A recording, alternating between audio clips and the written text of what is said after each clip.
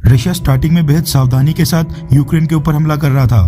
कोशिश की जा रही थी कि यूक्रेन के आम लोगों यानी कि सिविलियंस और उनकी प्रॉपर्टी को निशाना ना बनाया जाए, लेकिन रशियन फोर्सेस की ये स्ट्रेटेजी फेल होते दिखाई दे रही है, क्योंकि यूक्रेन के शहरों को डिफेंड करने के लिए यूक्रेन के नागरिक खुद ही सड़कों पर उतर आए हैं। जिसके बाद अब रशियन फोर्सेस ने डिसाइड किया है कि यूक्रेन की राजधानी कीव को कैप्चर करने के रास्ते में जो भी बीच में आएगा अब उन सबको ही कुचला जाएगा। रशिया ने कीव के लोगों से कहा था कि वो अपनी जान बचाकर जितनी जल्दी हो सके कीव से बाहर निकल जाएं।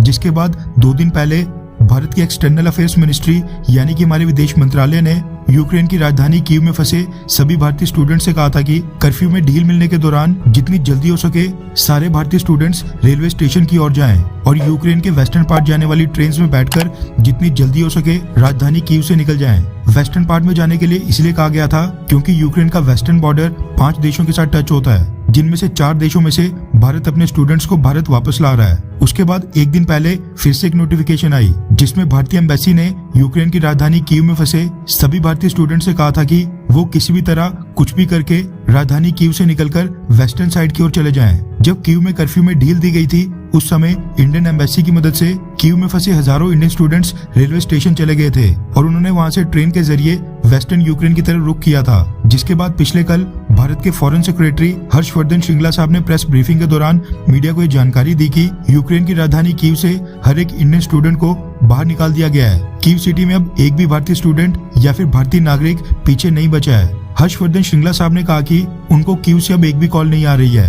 हालांकि खार्किव और सोमी शहर में अभी भी कई सारे इंडियन स्टूडेंट्स फंसे हैं और ये दोनों शहर रशियन बॉर्डर के काफी पास हैं। वहां पर लगातार शेलिंग हो रही है, जिसके चलते इस समय वहां से भारतीय स्टूडेंट्स को इवैक्यूएट करना इम्पॉसिबल यानी कि नामुमकिन है। वहीं कीव से भी सभी भारतीयों को निकालना बहुत ही ज्यादा जरूरी था, क्योंकि रशिया यूक्रेन की राजधानी कीव के ऊपर ऑल आउट स्ट्राइक करने के मूड में लग रहा है। अब वो एयर स्ट्राइक्स और मिसाइल्स दागने के साथ साथ बहुत ही खतरनाक माने जाने वाले वैक्यूम बम का भी इस्तेमाल कर रहा है, जिसको जिनेवा कन्वेंशन के तहत बैन किया गया है। इसके साथ ही रशिया की फोर्सेस का लगभग 64 किलोमीटर लंबा काफिला भी कीव की ओर जाते दिखाई दिया है, जिसमें तकरीबन 800 मिलिट्री ट्रक शामिल हैं। ऐसे में सब उम्मीद लगा रहे हैं कि कीव में रशिया कोई बड़ा हमला करने जा रहा है। जैसे तैसे सभी भारतीयों को कीव से निकालने के बाद अब खबर निकल कर आ रही है कि राजधानी कीव में जो इंडियन एम्बेसी की बिल्डिंग थी भारत ने उसको अब खाली करके बंद करके उसके ऊपर ताला लगा दिया है। इंडियन एम्बेसी में पोस्टेड सारे के सारे स्टाफ को इवैक्यूएट करके यूक्रेन के वेस्टर्न पार्ट की ओर भेज दिया गया है।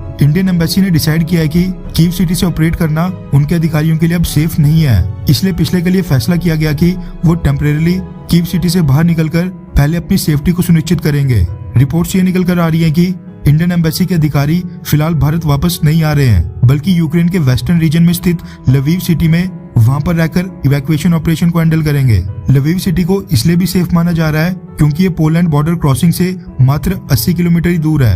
इन केस अगर रशिया लवीव सिटी के ऊपर हमला करता है और वहां पर हालात बिगड़ जाते हैं तो बाय रोड भी यहाँ से 1 घंटे के अंदर ही पोलैंड बॉर्डर तक पहुंचा जा सकता है।